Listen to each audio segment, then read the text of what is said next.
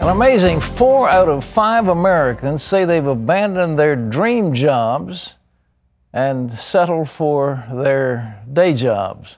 But our next guest says it's never too late to start living your dream, and he should know he's been living his for more than 3 decades. I just let my light shine. I just let my light shine. That's all. They say, "You're so happy." I said, Jesus. Just thought I'd tell you, boys. Jesse Duplantis has been preaching and sharing stories from his life for more than 30 years. I've been happy. I have been enjoying myself, Lord. I enjoy being saved. Why? Because God is able. Jesse's ministry reaches millions of people around the world, achieving the vision he was given by God. You crazy? You like to get a lawsuit. In his latest book, The Everyday Visionary, Jesse shares insight into how to make your dreams and goals a reality. Well, would you please welcome author and minister Jesse Duplantis. Thanks so much for being here. Thank you, sir. Appreciate that. Thank you. You have more fun. Yes, sir. I enjoy being saved. I tried SAD. I didn't like it. It didn't work at all, huh? It didn't work at all. You know, I'm the architect of my life, Pat. I made up my mind. I said, you know, God said I could have the joy of the Lord. Yeah. That doesn't mean that Satan doesn't attack me. It doesn't mean trouble doesn't come. But he said, joy cometh in the morning, so I just wait for morning. That's all. Praise God. New every morning. New every morning. You started kind of poor surroundings in Louisiana. Tell us about it. Well, I was born we were born in poverty a lot. But I made up my mind that poverty is a curse. Yeah. That the best thing you could do for the poor is not to be poor. So then you could help the poor.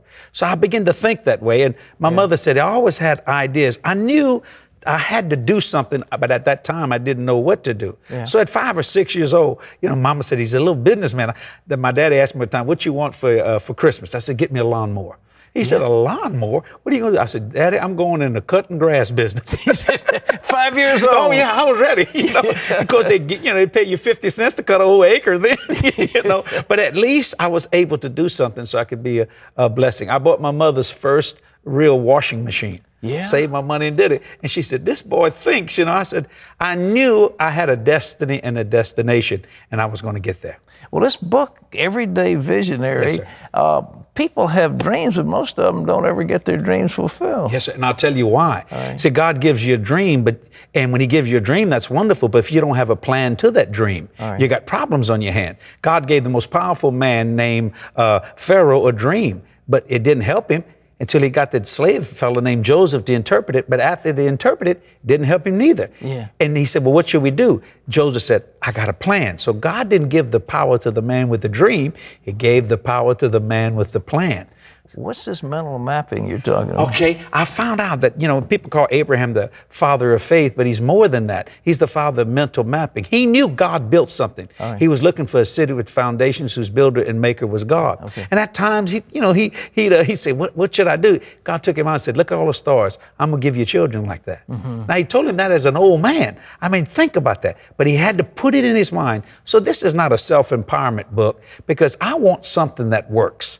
And God works.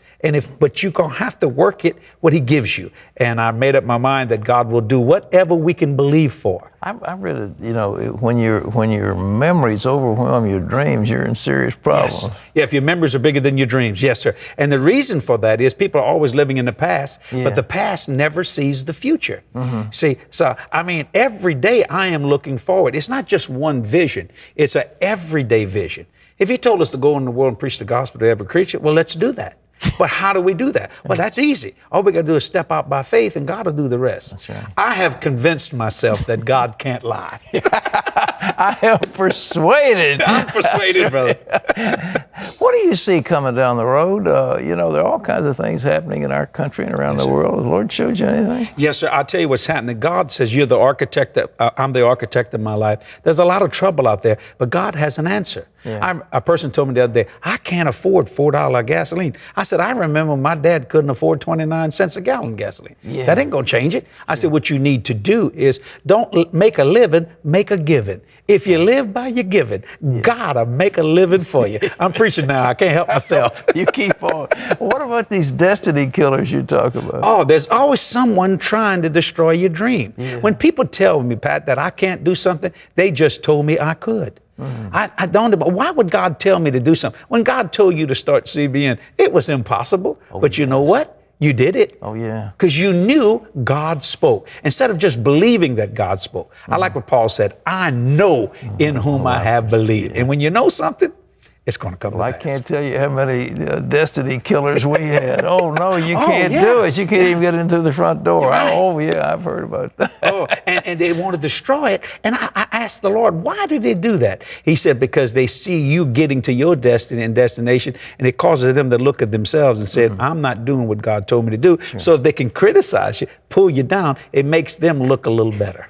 In your life, what about discouragement? Does it come? And if you do, how do you overcome it? Well, encouragement is the oxygen of the soul.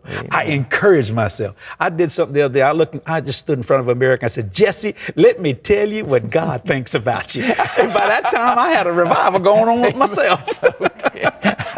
And that's really the truth. I literally do that. Because, I just spoke. I said, this is what God says about you.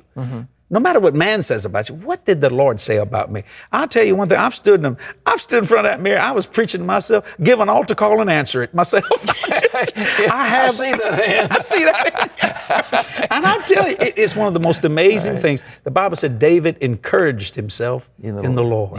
I just encourage myself. I mean, I don't deny the trouble. Don't misunderstand me. I don't deny things that are happening, but I'm looking at what God said. And if he can't lie. That's right. And I tell you what, people say, well, suppose it don't work. I said, well, suppose it does. Well, what you going to do if it don't? What you going to do if it does? So I just give them the same doubt they're trying to give me.